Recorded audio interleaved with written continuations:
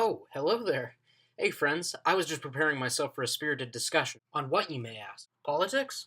Power struggles? Hind Swaraj? Yes, Hind Swaraj. Gandhi. Now, Gandhi isn't the most controversial figure. At one point he may have been, but since then he's become respected worldwide as what I can only call a pretty cool dude. That isn't to say he hasn't said his fair share of controversial statements, or in this case, I suppose, wrote his fair share. As an example, he called lawyers men who have little to do and called them lazy people. Lazy? The greatest charge Gandhi says against lawyers is that they're British pawns, and he has a point.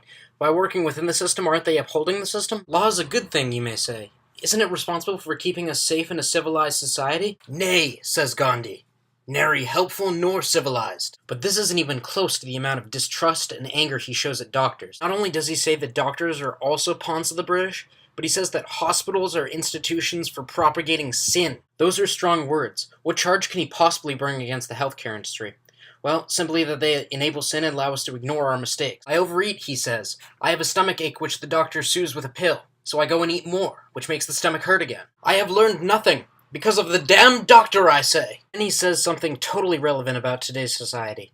That pharmaceutical companies do us a disservice by making medicine that's cheap to produce and charge obscene prices to buy them. He says that no one becomes a doctor to help, but instead to make money. Gandhi seems to use this as proof to say that not everyone is good. Actually, I would wager that by Gandhi standards, we're actually better off today than when he wrote the Hind Swaraj. Why? Because the vast majority of medical influence and wealth is held by a few companies. That and the non-altruistic nature of medicine is less hidden now than it was. It's now easier to define medical companies as profit-driven rather than acting on the good of humanity. Gandhi would say we have a duty not to patronize these companies, but I say, do we really have a choice? That's it. See you in class.